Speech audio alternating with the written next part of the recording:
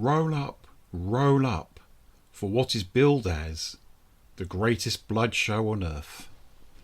I'm Stephen Archibald, and welcome to my movie podcast.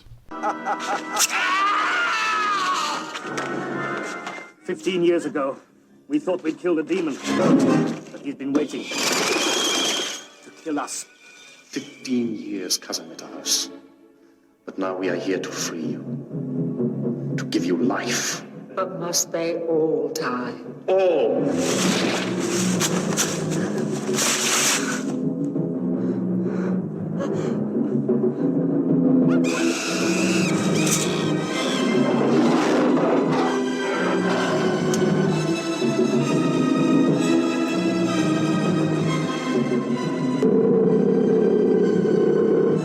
I mocked their talk of vampires. I was wrong. I've seen proof, terrifying proof. People have been killed in villages, killed by vampires. Hello. Welcome to They Came From Within. Cult Movie Reviews. Strange Invaders. Vampire Circus, 1971. As the original incarnation of the Hammer production company was gradually making its way towards the end, it threw up one last impressive vampire movie, aside from the Constantine trilogy. That film was Vampire Circus, a somewhat surreal slant on vampire folklore, filled with several quietly innovative and rather quirky touches.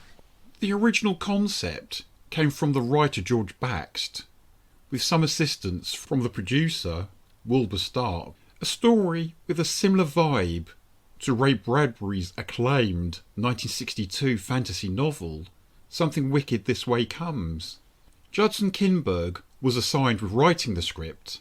However, the 6-week pre-shoot time slot gave the director, Robert Young, time to add more dreamlike and art house touches to the fantastical story.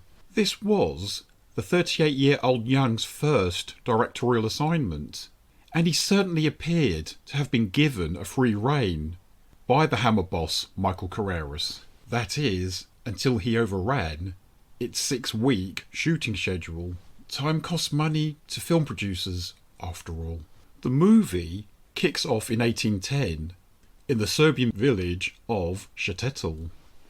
It's a 13-minute pre-credit sequence that plays out like a mini-movie in itself. An attractive woman called Anna, played by Dominique Blythe, lures a little girl named Jenny, played by Jane Darby, from the forest to the eerie castle of Count Mitterhaus, who's portrayed by Robert Tayman. Mitterhaus, a predatory vampire, soon does away with the child before going on to make love to Anna, who happens to be the wife of the village's schoolmaster, Albert Müller, played by Lawrence Payne. Müller, who had been spying on Anna, raises a mob to storm the castle, and Mitterhaus winds up seemingly vanquished, but not before placing a curse on the villagers and their offspring. 15 years later, Štetel is quarantined from the rest of the world by a mysterious plague. Despite the blockade, a circus troupe arrives in the village, but they don't bring joy. They turn out to be shape-shifting vampires, bloodsuckers who can flit between human and animal form. This travelling band is fronted by an alluring gypsy woman who's portrayed by Adrienne Corey. Real name, Adrienne Riccoboni. The beautiful Adrienne was born in Edinburgh, of Anglo-Italian parentage, on the 13th of November 1931. Vampire Circus marked Adrienne's third and final appearance in a Hammer film. She had previously appeared in The Viking Queen from 1967 and Moon 02 from 1968.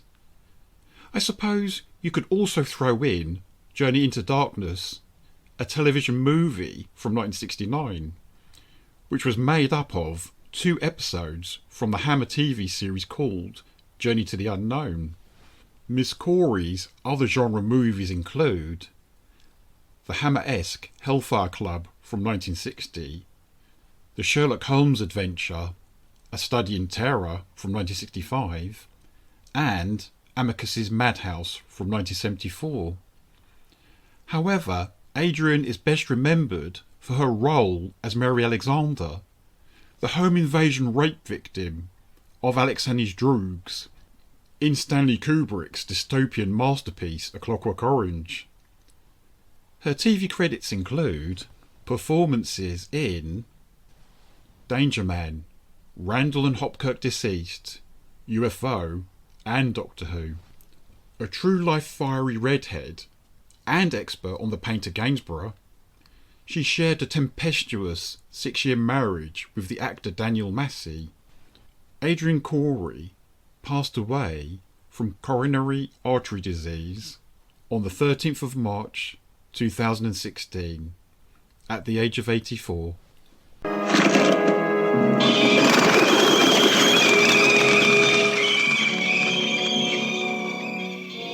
The sins of the fathers shall be visited on the children and their parents.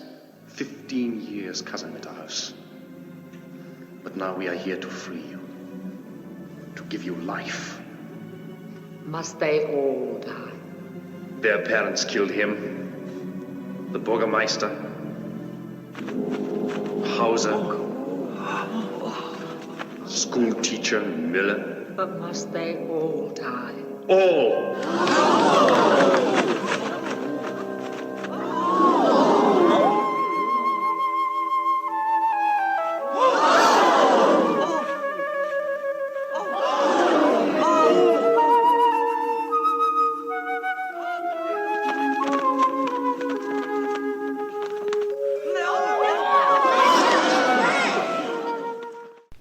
Dave Prowse, the Bristolian gentleman who of course embodied Darth Vader in the original Star Wars movies, appears in Vampire Circus as its strongman. Funnily enough, he also worked on A Clockwork Orange just before this picture. Another notable name in this movie is Lalla Ward, the English actress who portrayed the second Romana in Doctor Who, and who was briefly married to the Fourth Doctor, Tom Baker. Here, she portrays the vampire Helga, the twin sister of Heinrich, who's played by Robin Sachs. The stunning Lynn Frederick, who appears in the movie as Anna and Albert's daughter Dora, had just turned 17 when filming began.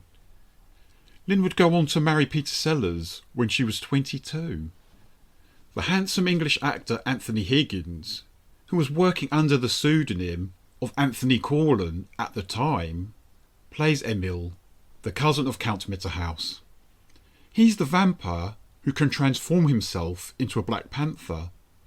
He bears a strong resemblance to the rock star stroke actor David Essex, which is ironic when you consider that Anthony beat David to the role. There's an actor who deserves a mention, even though he doesn't appear in Vampire Circus. It's David DeKaiser, who dubs the voice of Robert Tayman in the role of Count Mitterhouse. DeKaiser had such a wonderful, rich voice.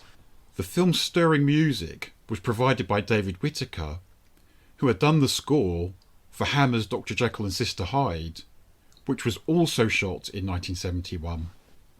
Much credit must go to the movie's editor, Peter Musgrave, for taking all the footage recorded by the director Robert Young during his 6-week time period and assembling it into a coherent film. Also, some of the jump cuts used by Musgrave on Vampire Circus are astonishingly effective, as when Emil leaps up and suddenly becomes a Black Panther, or when he runs up a flight of stairs and suddenly does the same. Considering the bloodbath at the beginning and the end of the story, the movie's poster wasn't too far out in exclaiming it as being the greatest blood show on earth. The infamous tiger dance sequence, in which a naked woman covered in blue body paint cavorts with a male partner, was cut from the original US release of the film. Anton Rogers, the actor best known in the UK for starring in the situation comedy Freshfields with Julia Mackenzie, was prevented from playing the schoolmaster Muller due to illness, thus leading to Lawrence Payne replacing him. In a contemporary review from The Guardian, dated the 23rd of April 1972, Vampire Circus was labelled as being very, very weird, which I'd actually take as a compliment. But at least the June 1972 edition of the Monthly Film Bulletin stated, Hammer refurbishes their themes with remarkable ingenuity. The movie was shot at Pinewood Studios between the 9th of August and the 21st of September 1971.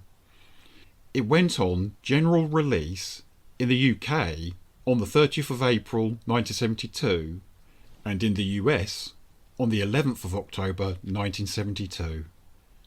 Produced by Hammer, Wilbur Stark and Rank, Vampire Circus was distributed in the United Kingdom by Rank and by 20th Century Fox in America. I'm Stephen Archibald, and this is my podcast, They Came From Within. If you've liked what you've heard, you can support me simply by listening to or downloading episodes of this podcast from iTunes, Spotify, Podbean, and no doubt a few others. Thanks again for listening. Take good care of yourself, and bye-bye for now. None of you will live. Your children will die to give me back my life.